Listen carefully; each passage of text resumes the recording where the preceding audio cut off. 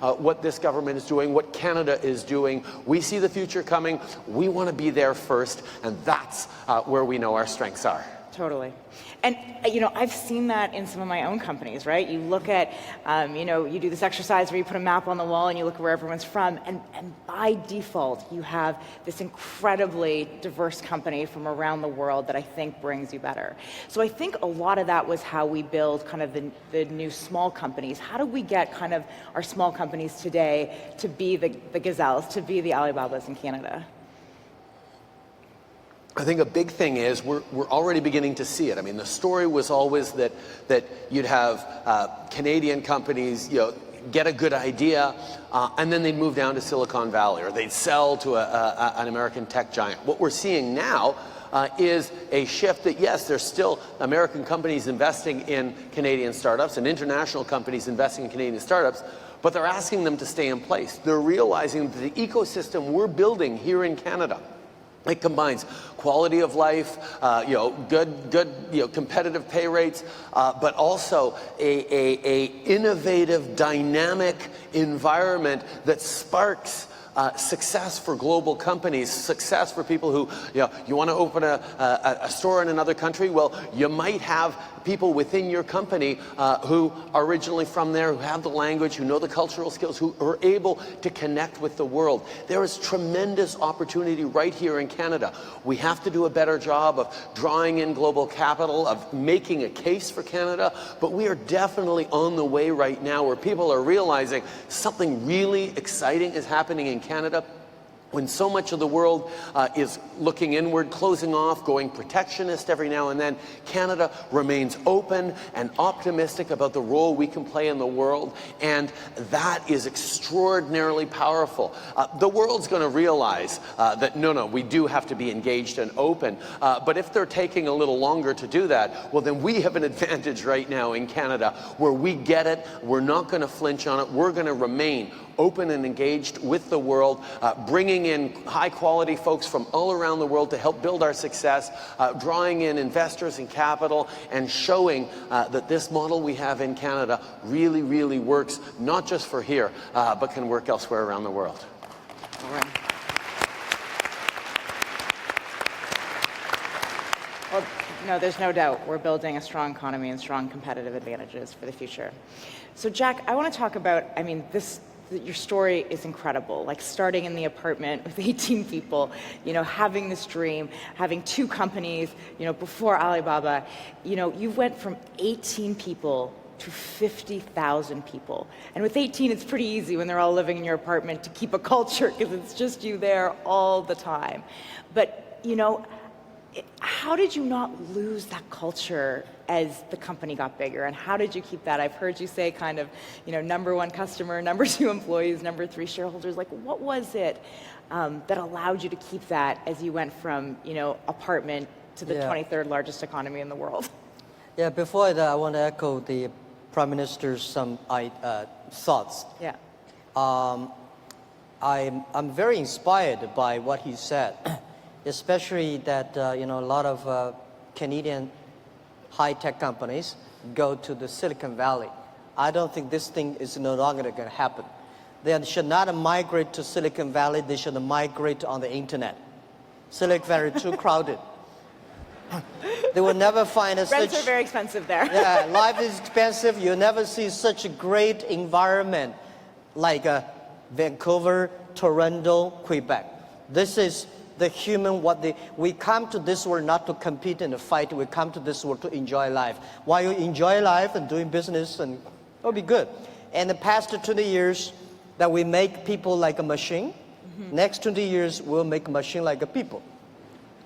And also, I heard the Prime Minister talking on Bloomberg that the government is spending a lot of resources and money on training, retrain the people so they cannot be neglected because of the new technology. I think we should also teach, making sure that computers learn from human beings to how to learn. We should not think, human beings should not think like computers.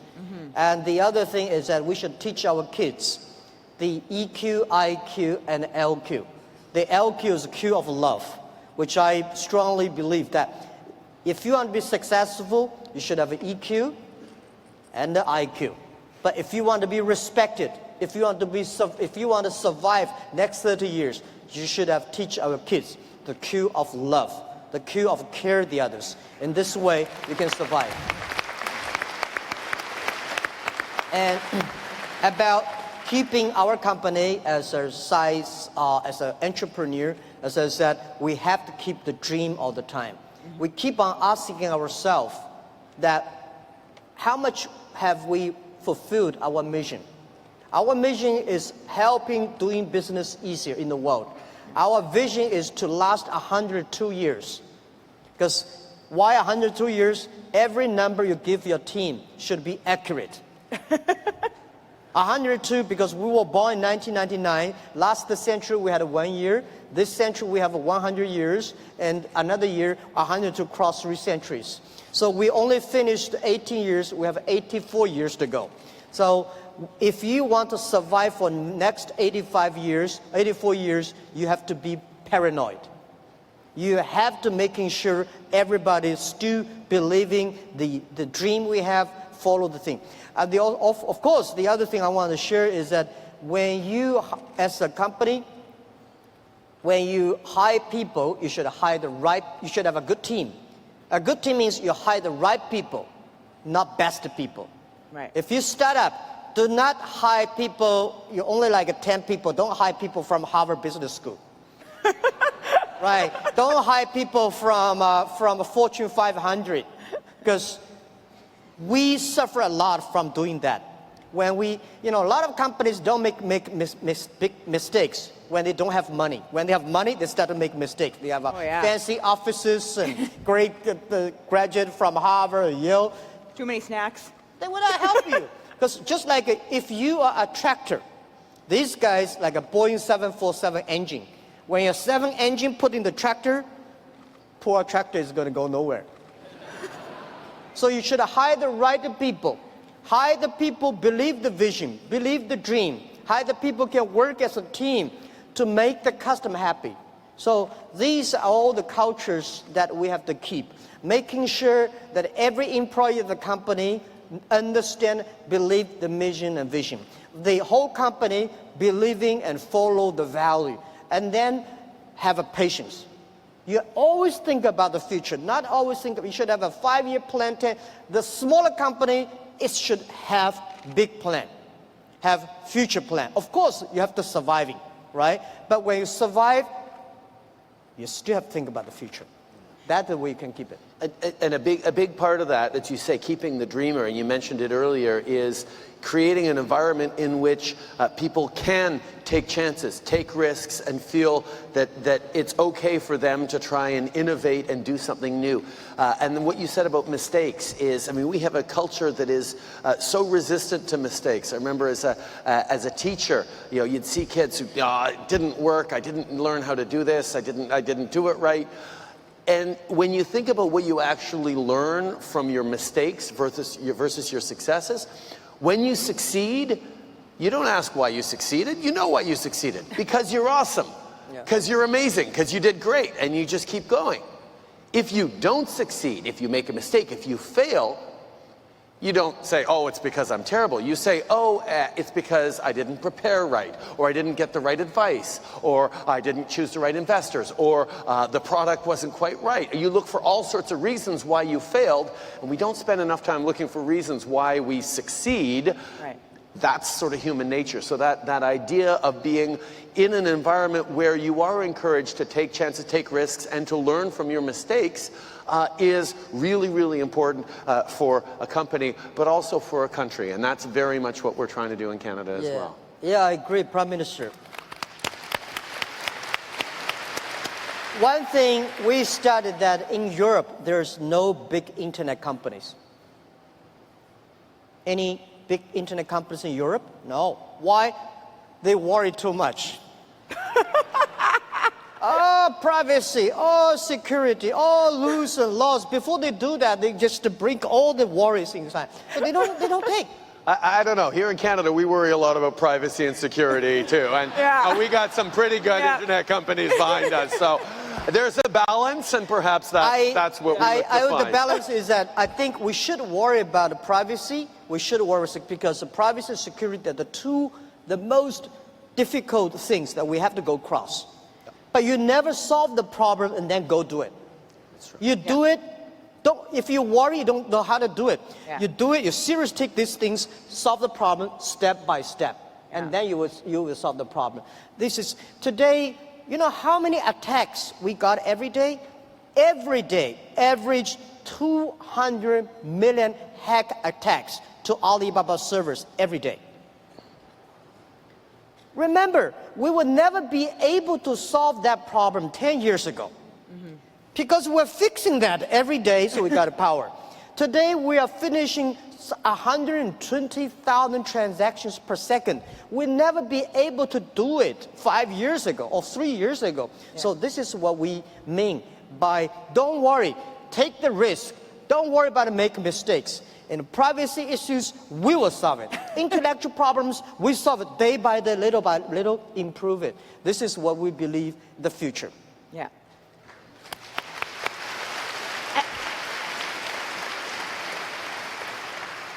And that is the, you guys described it the same way, right? That is the entrepreneurial journey, the learning, the making a mistake, the building, the getting things better. I think what's actually unique about both of you is that you're seeing this from an incredibly long time horizon. I think it's so easy as an entrepreneur, first of all, to just get caught up in the operations, to get caught up in the moment. Like, how did you take such a long-term vision to 102 years, we're going to do this, and not get caught up in just what's happening right now? Well, if you do not think big and think the future, your team will even think much shorter. Right. Then everybody worry about next week and next quarter. We go nowhere. Yeah. This is something I hate most I don't like joining a lot of big companies conference. Oh, they talk about a KPI next quarter. They talk about competition. They don't talk about the dreams. When you come into the room like this, talk about dreams, everybody happy. But when you, in the big companies, you talk about dreams, everybody says, this is a stupid guy, We're talking about my stock price. We're talking about my next revenue.